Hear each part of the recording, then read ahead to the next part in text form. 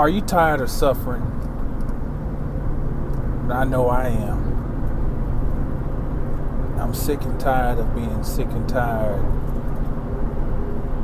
of suffering. But as I've been privileged to get a little older and more seasoned and more mature in this thing called life, I've gained a greater understanding of suffering and the necessity of suffering. To even go further, I say I'm starting to understand the value and the reward of suffering.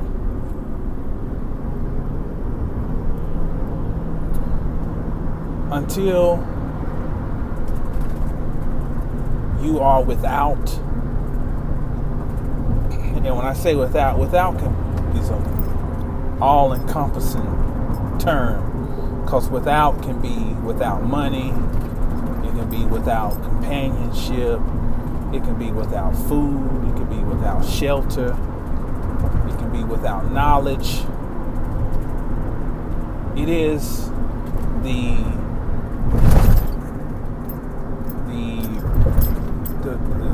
travel down that road of lack, of being without. That is where the suffering comes in. Without discipline, without access, however you want to, whatever you want to put after that word, anything that amounts to being without or lacking, that's suffering. I want you to think about something though. That Gnostic creation story of the great mother named Sophia, that story, I always reflect back on that story because it is so powerful. That story of how she wanted to know herself. And through wanting to know herself, she had to go into lack. She had to go into a realm of being without knowledge. But the irony is that her name means wisdom or knowledge, Sophia. But in order to know herself to a greater extent, she had to go without knowledge. She even had to lose what she already had. You know, in Zen Buddhism is that old saying, I can't teach you Zen until you empty your cup. She had to empty her cup. That emptying, that stage of lack is cosmic suffering on a micro or macro level. But as we look at our lives on a micro or small level or miniature level, we can see how all this still applies. The suffering we go through, the pain we endure. It is a reward because the pain and the suffering amount to opportunities for us to grow, for us to know. You grow and you know. And when you grow and know, you become.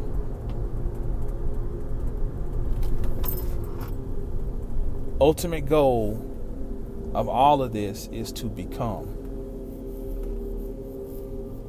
Not exactly to put a become what or an object, but just to become. Because it's too vast to try to, we try to put it into one term, we say Christ. Christ is, as in crystallization of all of these jewels into this one magnanimous reality. And we try to put names on things just to give us a point of reference. But in essence, becoming is not really something that is nameable. You're just becoming what you truly are. You're realizing what you truly are. And you're so vast in origin that you have to go down into the abysmal depths of just purgatory in order for you to have a great enough polarity to your vastness to bring out what is in you. What am I saying? You come from something so great that you need something equally as great on the opposite end to extract out of you what is really in you. The level of your suffering amounts to the level of your greatness. The greater you are, the greater your suffering has to be. Now you can apply that to yourself on an individual level. You can apply that to yourself on a nationalistic level, on a ethnic level. Look at the suffering of your people. Look at the suffering of yourself. And you will find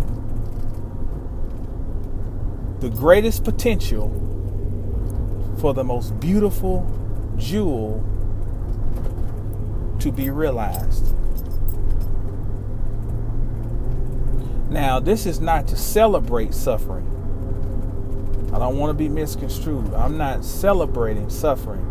I'm celebrating the necessity and the purpose of suffering, which is to become.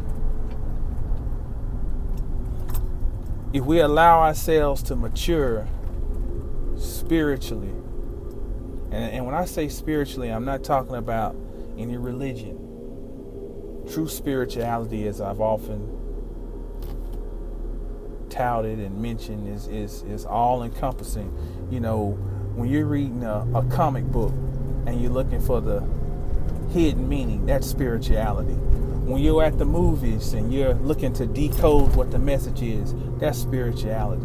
When you have cognizant sex with your partner and you understand the powers that are really involved, that's spirituality. When you are looking to pull the hidden jewels out of yourself into reality, that is spirituality. So understand what I mean by that. It's all encompassing. And as we allow ourselves to mature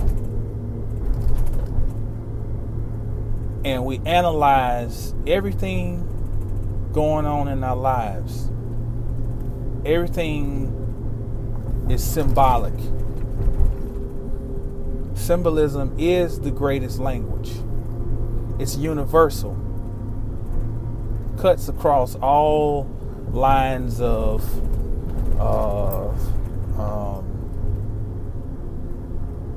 separation. It is the stream. It is the synchronicity. And when you can find the symbolism in everything that you're involved in, that starts to mature you. And at a certain point, you start to get clarity. And then you're able to shift from being a victim to a victor. This is Brother Jamal, mastersofthecosmos.com, reminding you to stay down until you get up. And when you get up, stay down. Peace and power.